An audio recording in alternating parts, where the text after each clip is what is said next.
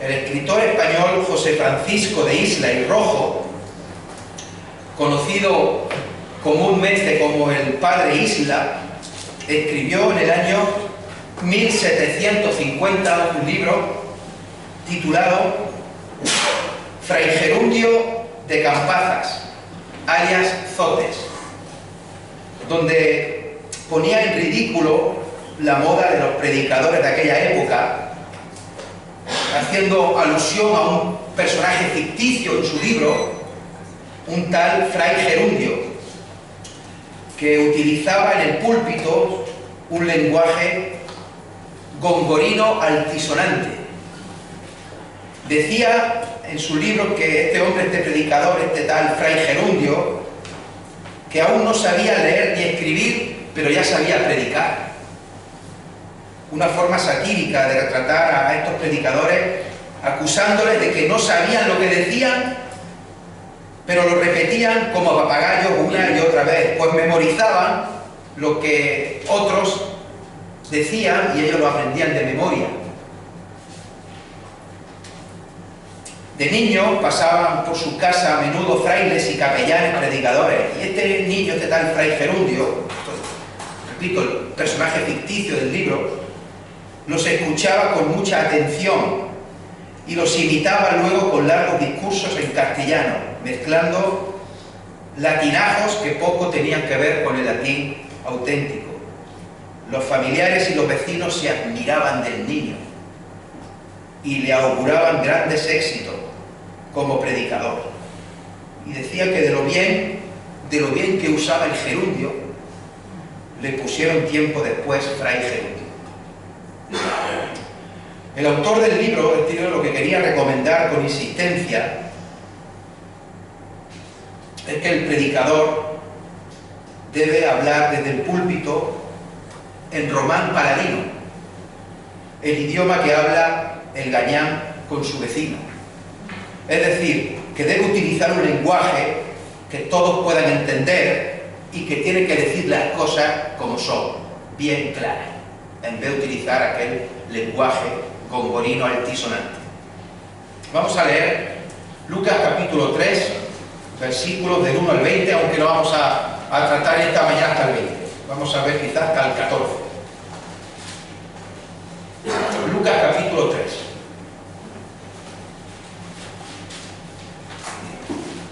Y versículo 1.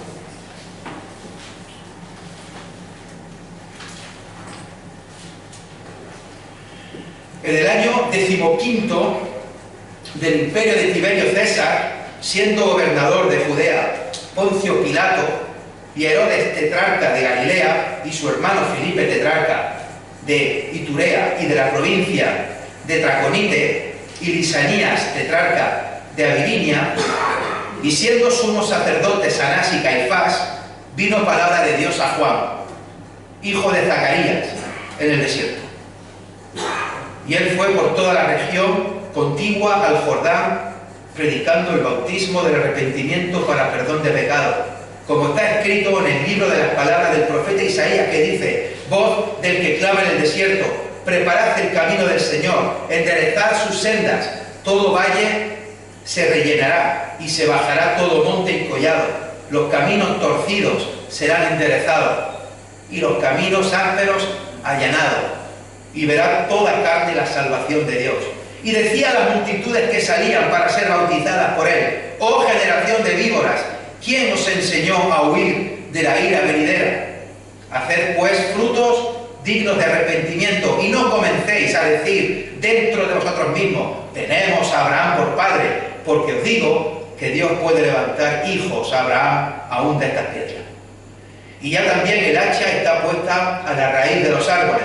Por tanto, todo árbol que no da buen fruto se corta y se echa en el fuego. Y la gente le preguntaba diciendo: ¿entonces qué haremos? Y respondiendo les dijo: el que tiene 2 túnicas, dé al que no tiene, y el que tiene que comer, haga lo mismo. Vinieron también unos publicanos para ser bautizados y le dijeron: maestro, ¿qué haremos? Él les dijo: no exijáis más de lo que os está ordenado. También le preguntaron unos soldados, diciendo: ¿y nosotros qué haremos? y les dijo: no hagáis extorsión a nadie, ni calumniéis, y contentaos con vuestro salario. Como el pueblo estaba en expectativa, preguntándose todos en sus corazones si acaso Juan sería el Cristo, respondió Juan diciendo a todos: yo a la verdad os bautizo en agua, pero viene uno más poderoso que yo, de quien no soy digno de desatar la correa de su calzado. Él os bautizará en Espíritu Santo y fuego. Su aventador está en su mano, y limpiará su era, y recogerá el trigo en su granero, y quemará la paja en fuego que nunca se apagará. Con estas y otras muchas exhortaciones anunciaba las buenas nuevas al pueblo. Entonces Herodes el tetrarca, siendo reprendido por Juan a causa de Herodías, mujer de Felipe su hermano, y de todas las maldades que Herodes había hecho, sobre todas ellas añadió además esta: encerró a Juan en la cárcel. Quiero tratar en esta mañana tres breves puntos acerca de este pasaje que hemos leído. En primer lugar, vamos a ver sobre la importancia del contexto. En segundo lugar, veremos la importancia de la predicación, la importancia de la fe, la importancia de la vida cristiana. En tercer lugar, veremos la importancia de ponerla en práctica, la importancia de los frutos. Así pues, en primer lugar, el contexto, la importancia del contexto. Y es que, hermanos, toda nuestra fe, toda nuestra vida cristiana, pues se desarrolla en un contexto determinado. Al igual que Juan el Bautista tenía el suyo. Y aquí tenemos en los primeros versículos perfectamente explicado lo que es un contexto. Contexto es una palabra que viene del latín contextus y que se refiere a todo aquello que rodea, ya sea física o simbólicamente, a un acontecimiento. Y a partir del contexto, pues, se puede interpretar y se puede entender un hecho. La hermenéutica y el sentido común nos enseña, nos dice que cualquier texto, sea de la naturaleza que sea, se ha de leer y se ha de interpretar en su contexto histórico y cultural y gramatical, donde se produjo. No hacerlo así hace que el texto se convierta en un pretexto. ¿Cuántos predicadores se han equivocado y se siguen equivocando hoy en día por no tener en cuenta el contexto? Hay una imagen que circula por internet, yo la he visto ya varias veces, una imagen más cerrada, más pequeña, sobre un lobo que está agarrando a una oveja del cuello y parece que la está matando. Sin embargo, cuando se amplía esa foto y ya se ve un ángulo más abierto, no la está matando, realmente no es un lobo, es el perro del pastor, un mastín, y lo que está es sacando a la oveja de un pozo y la está cogiendo por el cuello porque la está salvando. Si solo vemos la primera imagen decimos: mira, está matando un lobo a una oveja, pobrecita. Sin embargo, la está salvando. Y en este pasaje, en estos dos primeros versículos, nos detalla Lucas el contexto. Hay un contexto político, hay un contexto religioso y hay un contexto personal que tiene Juan el Bautista. No vamos a volver a leer el versículo 1. Pero ahí veis, habla de Tiberio César, Poncio Pilato, Herodes, Felipe. No hace falta ser muy listo para saber que la política incide en la vida de las personas. Y en aquella época, el contexto político es que había un imperio, el romano, que controlaba al pueblo de Israel. Lo tenía sometido. Es cierto que le dejaba bastantes libertades, pero lo tenía sometido. Tenían que hacer lo que el imperio romano decía. No había una democracia como la que supuestamente tenemos ahora. Y sigue supuestamente. No había una democracia como tenemos ahora. No había la libertad que hay ahora. No había los políticos que hay ahora. Había un imperio que los había tomado por la fuerza y estaban sometidos. El versículo 2 nos habla del contexto religioso. Y también conocemos, lo sabemos de sobra, que para Israel, para los judíos, la religión tenía mucha importancia en su vida y en la sociedad. Para ellos era algo fundamental, era algo prioritario. Para un judío no había la separación que puede haber ahora entre iglesia y Estado. Para un judío la iglesia, no había iglesia, para un judío lo religioso y lo político iban de la mano, iban juntos. No se podía separar lo religioso de lo político. Antiguamente los religiosos mandaban y mandaban de verdad. Había mucha unión entre religión y política. De hecho, cuando hace una semana vimos en Hechos de los Apóstoles sobre el Sanedrín, sobre el poder que tenían escribas, fariseos, sacerdotes, herodianos, saduceos, el poder que tenían los sumos sacerdotes, Anás y Caifás, cómo pudieron detener a Pedro y a Juan, meterlos en la cárcel, interrogarlos. Tenían muchísimo poder. Y es en ese tiempo, con este contexto político y con este contexto religioso, donde Juan habla a las personas y donde la palabra de Dios le viene a Juan. Y al final del versículo 2 se menciona el contexto personal de Juan el Bautista en el desierto. Juan el Bautista estaba en el desierto.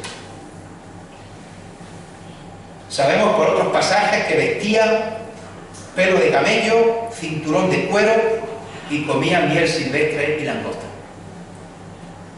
Pero es que resulta raro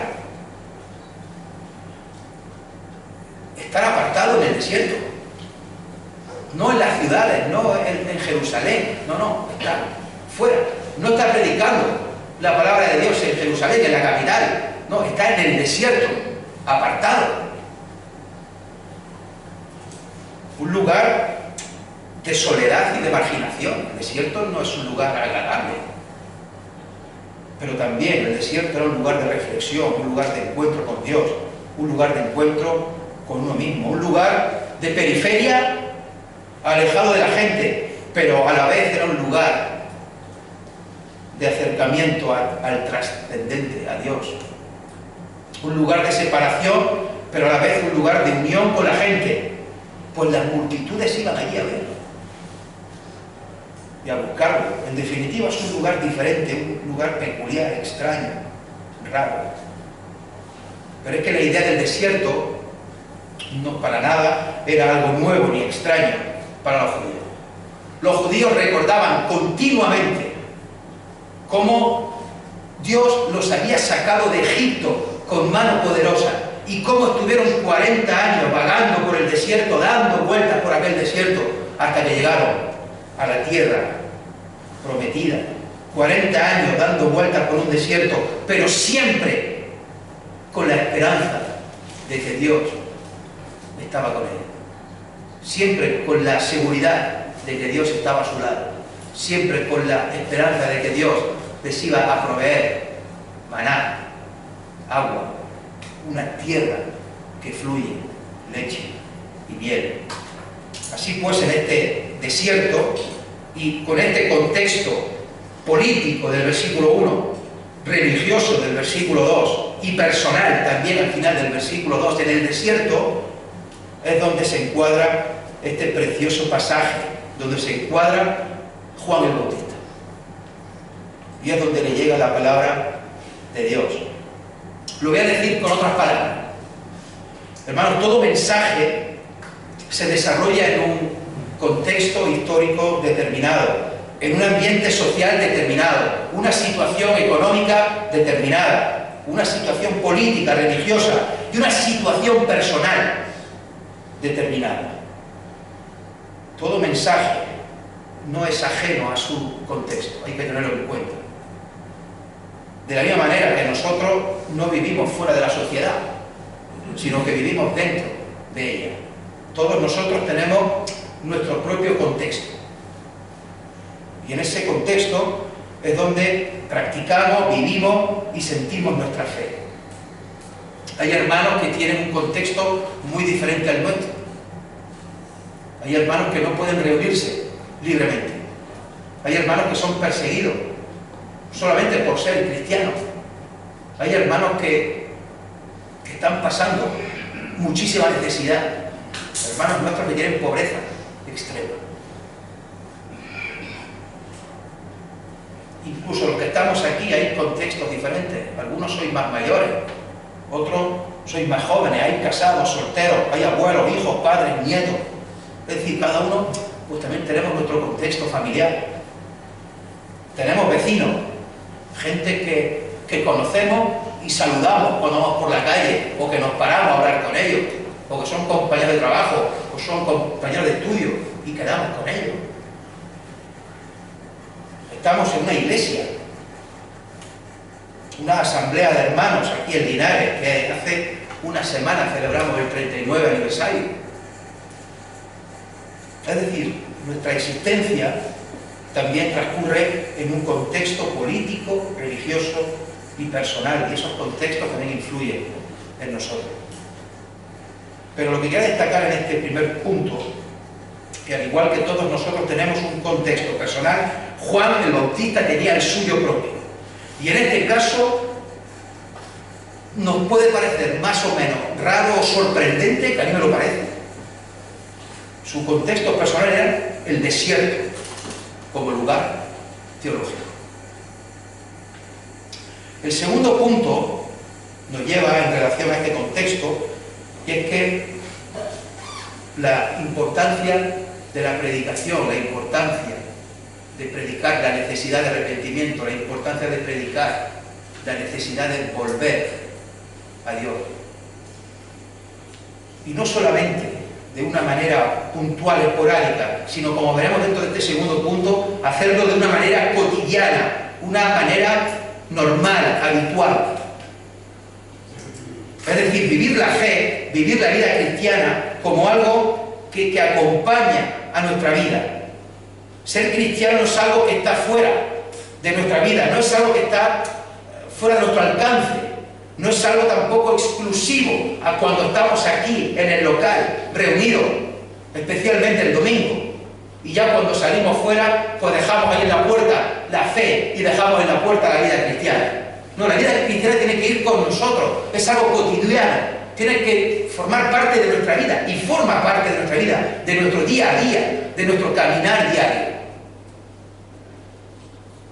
Vivir la fe y ser cristiano es algo que tiene que ser interiorizado y tiene que ser normalizado, como vemos en tantas personas en las Escrituras. Dice el versículo 3 que Juan el Bautista fue por toda la región contigua al Jordán, predicando el bautismo del arrepentimiento para perdón de pecado. Era algo normal, era algo habitual. No es algo esporádico ni puntual, era lo más habitual. Fue por toda la región contigua al Jordán, predicando el bautismo del arrepentimiento. Y mirad también a partir del versículo 7 al 9. Y decía a las multitudes que salían para ser bautizadas por él: oh generación de víboras, ¿quién os enseñó a huir de la ira venidera? ¿Por qué os habéis alejado de Dios? Volveos a Dios. Está diciendo lo que pasa. Haced pues frutos dignos de arrepentimiento, y no comencéis a decir dentro de vosotros mismos: tenemos a Abraham por padre. Porque os digo que Dios puede levantar hijo a Abraham de estas piedras. Es interesante que Juan el Bautista habla de su fe de manera clara. Juan el Bautista no lo hace de forma disimulada, no habla agradando al personal, sino que lo hace sin miedo, sin cortapisas. Les dice las cosas claras: arrepentíos de vuestros pecados, volved a Dios. ¿Quién nos enseñó a huir de la ira venidera? Le dice en el versículo 7, ¿quién os enseñó a huir de la ira venidera? Les llama generación de víboras. Les dice que no basta con ser hijos de Abraham, que eso no es suficiente. Juan no teme al qué dirán, ni teme al qué me dirán. Juan no disimula, Juan no suaviza, no relativiza el mensaje de Dios. No tiene miedo a perder lo que tenga que perder. Su mensaje es claro y es directo. Y los que conocemos su historia sabemos cómo acaba.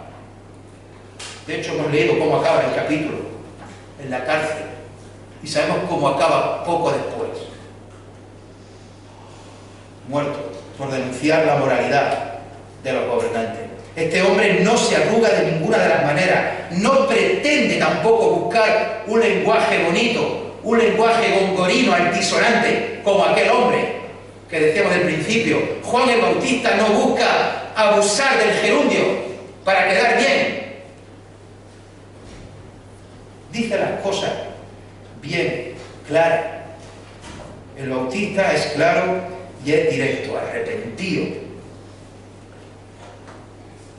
Y volver a Dios. Después de decirle, generación de víboras, y antes de decirles que no basta con ser hijo de Abraham. Lo hace de una manera normal, cotidiana, pasando por los sitios, bordeando el Jordán. La gente iba a él y el mensaje era ese. Era bien claro y bien directo. Y todo esto me hacía pensar estos días, ¿cómo vivo yo la vida cristiana? ¿Cómo vives tú la vida cristiana? ¿Cómo vives tú la fe, querido hermano? ¿Vives la fe y tu vida cristiana como algo normal? ¿Es cotidiano? ¿O lo vives de manera excepcional los domingos? ¿La fe te acompaña 24 horas al día, los 7 días de la semana? ¿O por el contrario, abandonas la fe con según quién hables? Y para quedar bien, suavizas, relativizas el mensaje para no molestar, no ofender a nadie. Hermanos, la fe, la vida cristiana no debe ser ajena a nuestro vivir diario, a nuestra cotidianidad, a nuestra rutina, a nuestro día a día. La fe, lo que creemos, va con nosotros a nuestro trabajo, va con nosotros a nuestros estudios, va con nosotros por la calle, va con nosotros con quien estemos y en donde estemos, va con nosotros siempre. Y lo hace de manera natural. Hermanos, la fe y la vida cristiana tampoco ha de ser una cuestión solamente personal y privada.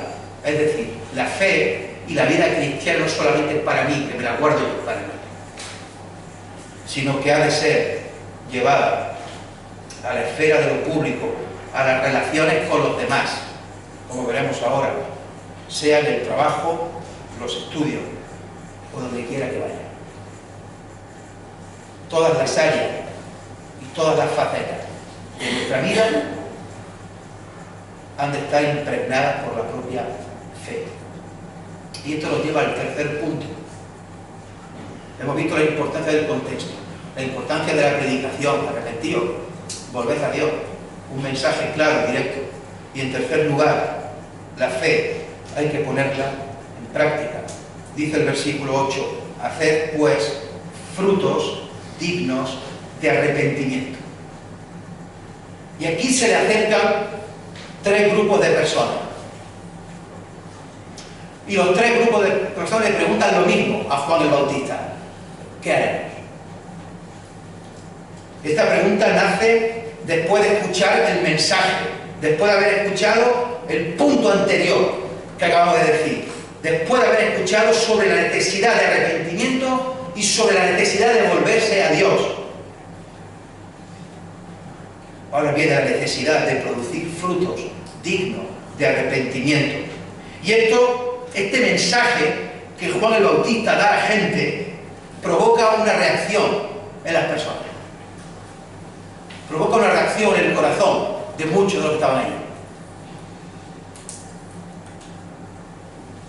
y a muchos les llevó a cuestionarse su vida y les llevó a plantear un cambio de vida. Y le hacen esta pregunta: ¿qué haremos? ¿Nos estás explicando lo que tenemos que hacer? Arrepentirnos, volver a Dios, vale, pero ¿qué hacemos ahora? ¿Qué tenemos que hacer ahora?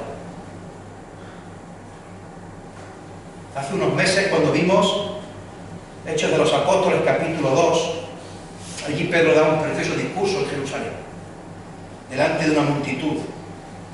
Y dicen los versículos 37 y 38, al oír esto, al terminar Pedro el mensaje, dice que los que estaban ahí se compungieron de corazón y dijeron a Pedro y a los otros apóstoles: varones hermanos, ¿qué haremos? Pedro les dijo: arrepentíos y bautícese cada uno de vosotros en el nombre de Jesucristo para el perdón de los pecados, y recibiréis el don del Espíritu Santo.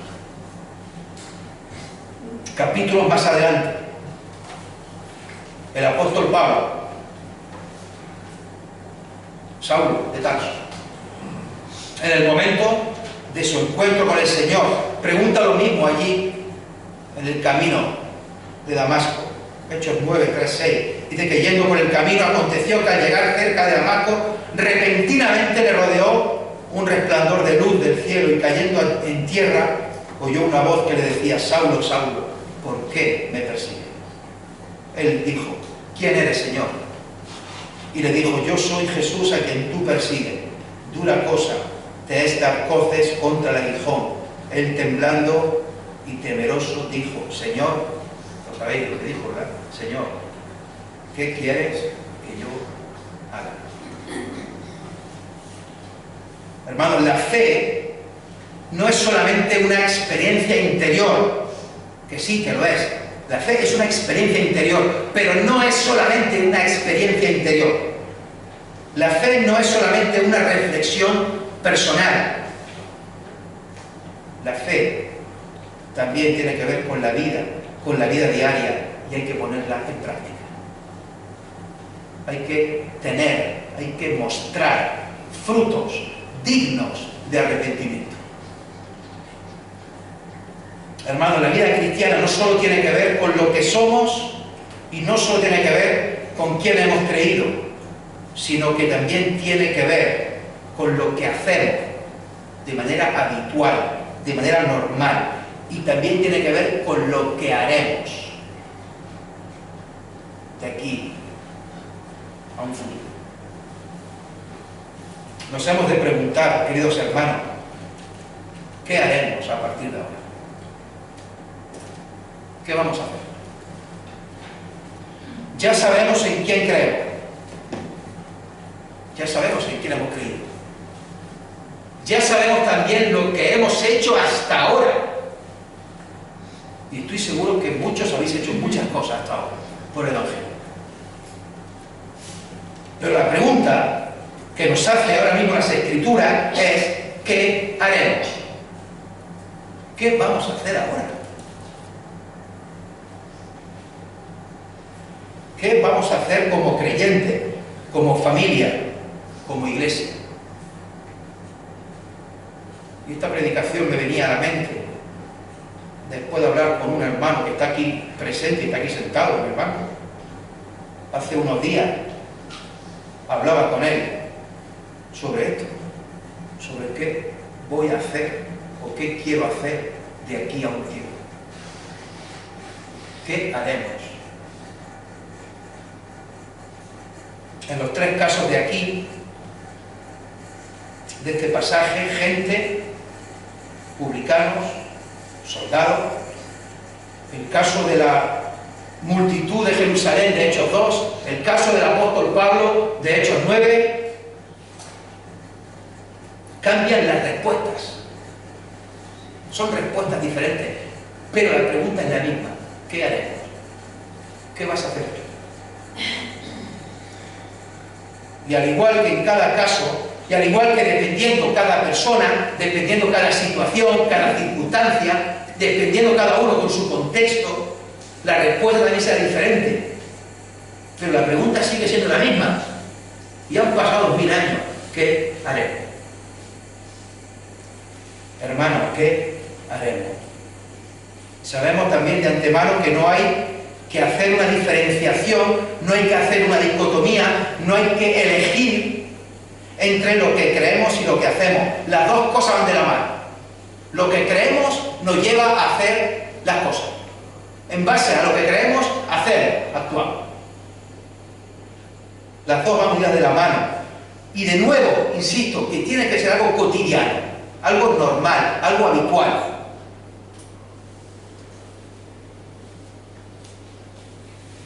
Lo que creemos y lo que hacemos son dos caras de la misma moneda. Y para estas personas de Lucas 3 parece que también lo tenían claro. Por tanto, hermanos, si nos hemos arrepentido, si hemos creído en Jesús como el Señor y el Salvador de nuestra vida, si hemos vuelto a Dios, la pregunta es, ¿qué haremos? ¿Qué vas a hacer ahora? A partir de hoy. La gente que aparece en este pasaje, tras haber escuchado el mensaje de arrepentimiento y tras haber escuchado el mensaje de volver a Dios, reacciona impresionada pidiendo instrucciones a Juan el Bautista.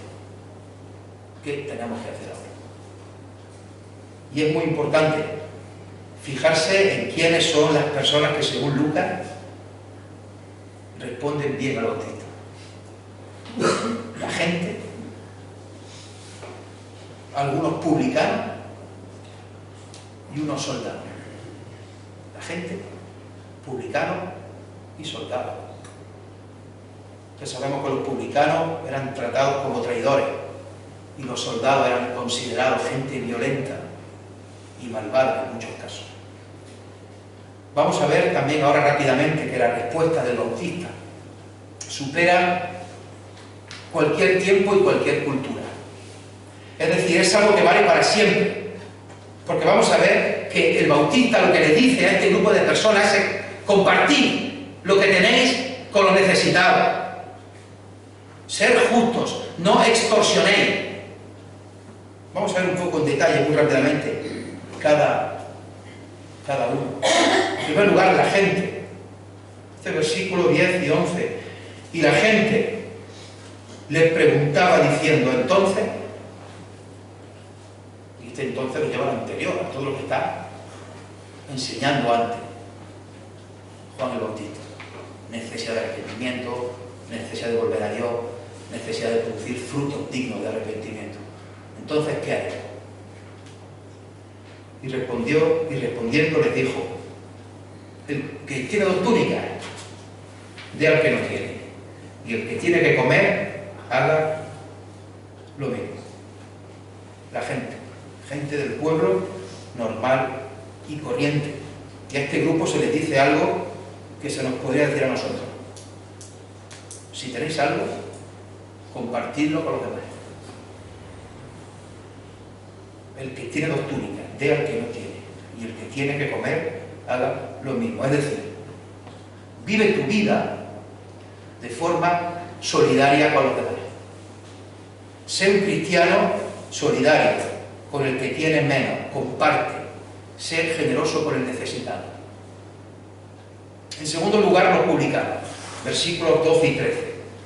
Vinieron también unos publicanos para ser bautizados y le dijeron, maestro, ¿qué haremos? Él les dijo, no exijáis más de lo que os está ordenado. Que tengan equidad en el trato, que sean justos, que no engañen a la gente, que no se aprovechen de su posición de poder legal para robar. Es curioso o no que Juan el Bautista no condena el trabajo, no les dice que dejen el trabajo, no les dice que dejen de ser publicanos, que sean otra cosa. No, sino lo que le está diciendo es que haya un cambio en su forma de actuar con el prójimo, con el pueblo, con el ciudadano que paga los impuestos. Ya como sabemos, el Imperio Romano daba concesiones en sus regiones. Esa región tenía que pagar una cantidad determinada al Imperio Romano. y si esa región recaudaba de más, para él. Entonces era muy habitual que los publicanos recaudaran un poquito más para su beneficio personal, o un poquito más, o un muchito más, para su beneficio personal. Muchos publicanos se hacían ricos a costa de otros. Era un grupo muy mal visto, muy odiado en la época de Jesús, y muy rechazado por los religiosos, al ser además considerados traidores al estar al servicio del Imperio Romano. Pero repito, para Juan el Bautista no es relevante, o no es tan relevante el tipo de trabajo, sino la manera de entender el trabajo. Lo que quiere Juan es que no se aprovechen de esa posición, sino que sean justos. El Bautista les está diciendo que la manera de vivir su fe, la manera de vivir la vida cristiana, ha de ser de manera justa con los demás. En tercer lugar, versículo 14. También le preguntaron unos soldados, diciendo: ¿y nosotros qué haremos? Y les dijo: no hagáis extorsión a nadie, ni calumniéis, y contentaos con vuestro salario. Que sean honrados con los demás, que no hagan uso de la fuerza, no hagan uso de la violencia legal que podían ejercer con los demás en algún momento. Los soldados en aquella época, como no ganaban mucho dinero, se aprovechaban a veces de su posición legal de autoridad y usaban la violencia para robar a la gente del pueblo, para aprovecharse de ello. No extorsionéis, no calumniéis, contentaos con vuestro salario. Es curioso que de nuevo no les pide que dejen su trabajo, no les pide que dejen de ser soldados y se dediquen a otra cosa. No, les pide que no presionen, que no extorsionen, que no amenacen a la gente para obtener beneficio propio. Les pide que no acusen falsamente y maliciosamente a nadie, aprovechando su posición de autoridad. Hermanos, y así es como Juan el Bautista les pide a estos soldados que vivan su vida cristiana y cotidiana. No extorsionéis, no calumniéis, contentaos con vuestros alimentos. Las tres maneras que nos enseña el Bautista aquí en Lucas 3 de poner en práctica la fe después de haberse arrepentido de los pecados y después de haber vuelto a Dios, es ayudando a los demás, es siendo honrados con los demás, es no extorsionando ni calumniando a nadie. Hermanos, este pasaje nos enseña que se muestra la fe mediante lo que se hace, los frutos dignos de arrepentimiento. La gente no se salva porque hace o porque haga estas cosas, sino que la gente hace estas cosas porque ya ha sido salva. El Bautista lo que propone aquí es un cambio de vida con respecto a los demás. Dios no necesita ni túnica, Dios no necesita comida, Dios no necesita que seamos justos con Él, Dios no necesita que no le extorsionemos. Pero Dios nos está pidiendo a nosotros, a sus hijos, que hagamos estas cosas con los demás. Y que lo hagamos de manera cotidiana, de manera normal y de manera habitual en nuestra vida. Terminamos ya. Hermanos, recordemos que la fe la desarrollamos en un contexto determinado. Recordemos que estamos en España en 2025 y tenemos nuestro contexto político, nuestro contexto religioso y nuestro contexto personal. Cada uno vive su fe y su vida dentro de su contexto, con su historia detrás de lo que ya ha vivido y pensando en lo que ha de venir. Hermanos, recordemos también que nuestra fe, nuestra vida cristiana, tiene que llevar el mensaje de proclamación del Evangelio y tiene que llevar el mensaje sobre la necesidad de arrepentimiento y sobre la necesidad de volver a Dios, y sobre la necesidad de producir frutos dignos de arrepentimiento. Hemos leído pasajes en Zacarías, Joel y Malaquías: volved a mí, convertíos a mí, volved a mí. Y esto tiene que ser de una manera cotidiana, cada día, desde que nos levantemos y nos vayamos a trabajar, a estudiar, a comprar, a lo que sea, hasta que nos acostemos por la noche. La fe y la vida cristiana no es solo para los fines de semana, o no es solo para los domingos cuando venimos a la iglesia. No es solo para momentos señalados de la vida, como bautismo, como entierro, como bodas. No, no, no, no. La fe cristiana tampoco ha de ser solo en lo privado, en lo íntimo. La fe cristiana no es una experiencia mística. La fe cristiana y la vida cristiana ha de ser algo natural. Hermanos, y en tercer lugar, recordemos poner en práctica la fe. Recordemos que nuestra vida cristiana ha de ser justa y honrada, en medio y en mitad de una sociedad, de un mundo que no es ni justo ni es honrado. Una sociedad en la que predomina el fuerte y sufre el débil, pero nosotros no podemos ser así, no podemos actuar así. Juan el Bautista, al igual que luego hizo Jesús, no trató de cambiar, ni habló de cambiar el sistema. Juan el Bautista no incita a la gente a hacer una revolución armada. Juan el Bautista habla de cambiar el corazón de las personas, y lo dice de manera muy clara.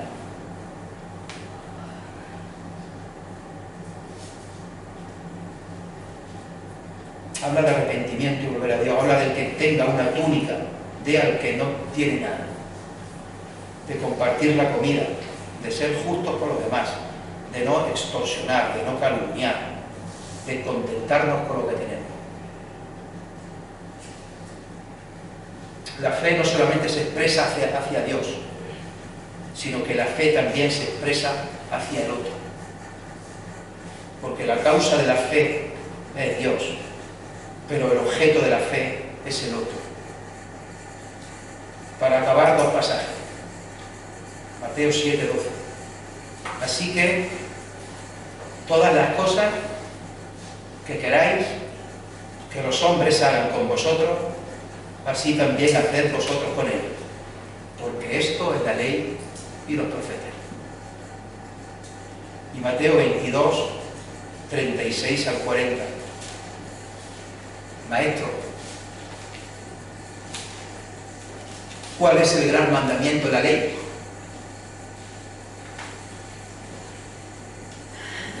Jesús le dijo: amarás al Señor tu Dios con todo tu corazón y con toda tu alma y con toda tu mente.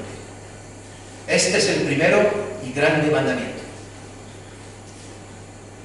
Y el segundo es semejante: amarás a tu prójimo como a ti mismo. De estos dos mandamientos depende toda la ley y los profetas. A ver si